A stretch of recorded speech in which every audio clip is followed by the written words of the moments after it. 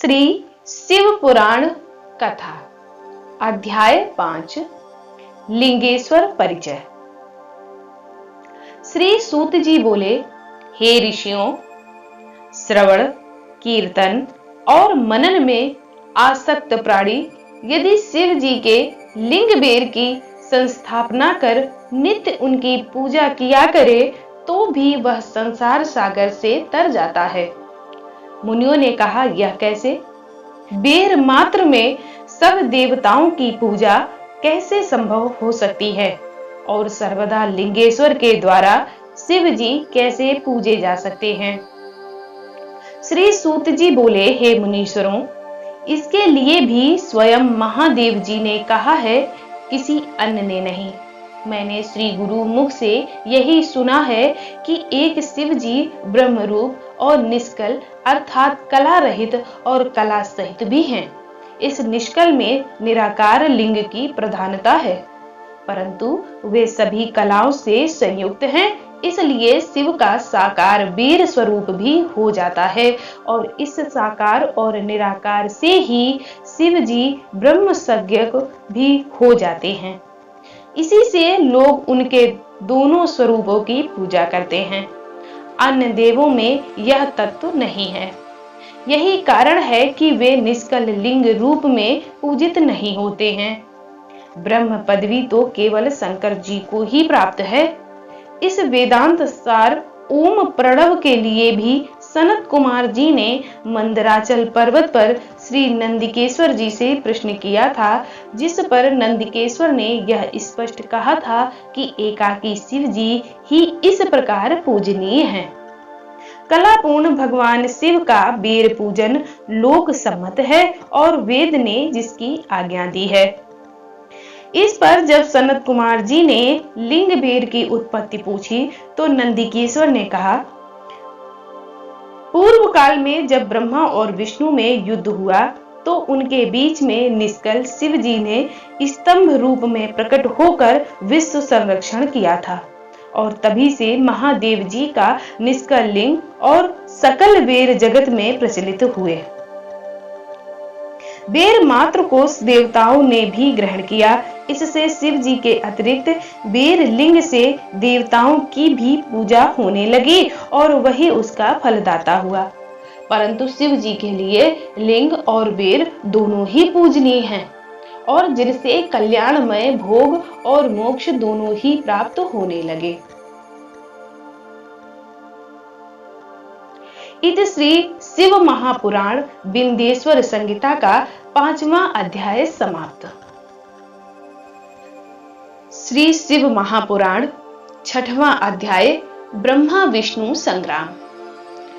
श्री नंदिकेश्वर बोले, पूर्व समय में जब श्री विष्णु जी अपने सहायकों एवं अनुचरों सहित श्री लक्ष्मी जी के साथ शेष शैया पर शयन कर रहे थे, तब ब्रह्मवेत्ताओं में श्रेष्ठ ब्रह्मा जी स्वयं ही वहां जा पहुंचे और विष्णु जी को पुत्र कहकर पूछने लगे कि तू कौन है? हे पुत्र, उठ, मुझे देख, मैं तेरा ईश्वर यहाँ आया हूँ। इस पर विष्णु जी के भीतर क्रोध तो हुआ, परंतु उसे दबाकर उन्होंने ब्रह्मा जी से कहा, हे पुत्र, तुम्हारा कल्याण हो, आओ बैठो, मैं तुम्हारा पिता हूँ और कहो कि तुम्हारा मुख टेढ़ा कैसे हो गया। इस पर ब्रह्मा जी ने कहा, समय के फेर से तुम्हें अभिमान हो गया है। हे पुत्र, मैं तुम्हारा संरक्षक ही नहीं हूँ, किंतु समस्त जगत का पितामह हूँ। विष्णु जी ने कहा, रे चोर, तू अपना बड़प्पन क्यों दिखाता है? सारा जगत तो मुझ में निवास करता है। तू मेरी ही नाभि कमल से प्रकट हुआ और मुझसे ही ऐसी बातें करता है। नंदिकेश्वर कहते हैं कि जब इस प्रकार रजोगुण से मुग्ध उन दोनों महानुभावों में विवाद होने लगा, तब वे दोनों अपने को प्रभु कहते कहते एक दूसरे का वध करने को उद्यत हो गए और युद्ध छिड़ गया। हंस और गरुड़ पर बैठे दोनों अमर ईश्वर परस्पर युद्ध करने लगे। उनके वाहन भी लड़ने लगे। देवता आकाश से देखने और दोनों देवताओं पर पुष्प वृष्टि करने लगे। इसी समय ब्रह्मा जी के वक्ष स्थल पर श्री विष्णु जी ने अनेकों अस्त्रों का प्रहार कर उन्हें व्याकुल कर दिया। इससे कुपित हो ब्रह्मा जी ने भी उनके वक्ष स्थल पर कई भयानक प्रहार किए। अग्निवत अस्त्रों के आश्चर्यजनक व्यापार हुए। देवता एक दूसरे के प्रति कानाफूसी करने लगे। युद्ध से श्रमित विष्णु जी हाँफने लगे, परंतु उसी क्षण शांत होकर उन्होंने ब्रह्मा जी पर माहेश्वर अस्त्र चला दिया। इससे ब्रह्मा जी को बड़ी चोट लगी और उन्होंने पाशुपत अस्त्र चलाकर विष्णु जी के वक्ष स्थल पर आघात किया। इनके पारस्परिक आघातों से देवता अत्यंत व्याकुल हो उठे और उन्होंने कहा, आप दोनों ही अराजकता उत्पन्न करते हैं। अतः यह सारी सृष्टि शिव जी की है कि जिन त्रिशूलधारी की इच्छा बिना कोई एक तिनका भी इधर से उधर नहीं कर सकता। हम लोग शिव जी के पास ही चलते हैं। ऐसा कहकर देवगण चंद्रशेखर श्री महादेव जी के पास गए। महादेव जी अपनी सभा में उमा सहित मणिमय दिव्य सिंहासन पर विराजमान थे। देवताओं ने साष्टांग दंडवत कर श्री महादेव जी को नमस्कार किया।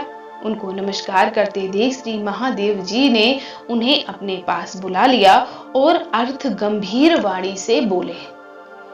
इत श्री शिव महापुराण बिंदेश्वर संहिता का 6वां अध्याय समाप्त होता है।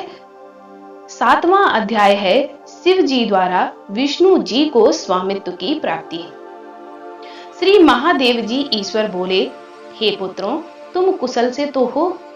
कहो, हमारे शासन में सर्वत्र शांति तो है। मैंने सुना है कि ब्रह्मा और विष्णु परस्पर युद्ध कर रहे हैं और तुम लोग बड़े दुखी हो। अच्छा, तो मैं अपने कुछ गणों को वहां भेजता हूं, तुम लोग चिंता ना करो।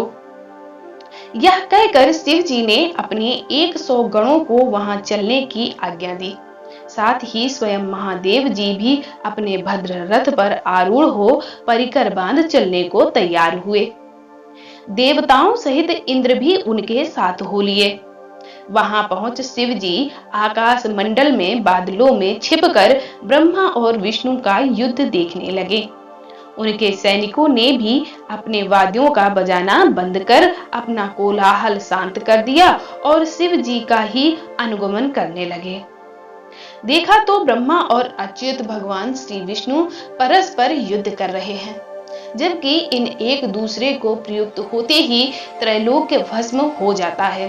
तब प्रलय के इस रूप को देखकर निष्कल शिव जी से ना रहा गया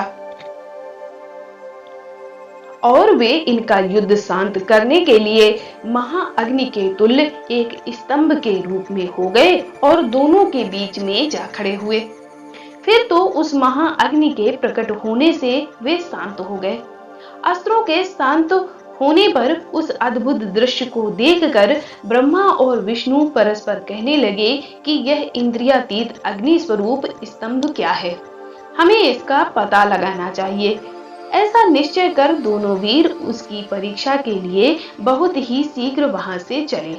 भगवान विष्णु ने सूकर का रूप धारण किया और वे उसके मूल को देखने के लिए नीचे चले गए।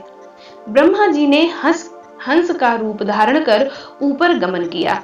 विष्णु जी पाताल में बहुत दूर तक चले गए, परंतु स्तंभ का उन्हें कुछ भी पता ना चला। तब वे फिर युद्ध भूमि में लौट आए। उधर ब्रह्मा जी ने आकाश में जाकर केतकी का फूल देखा।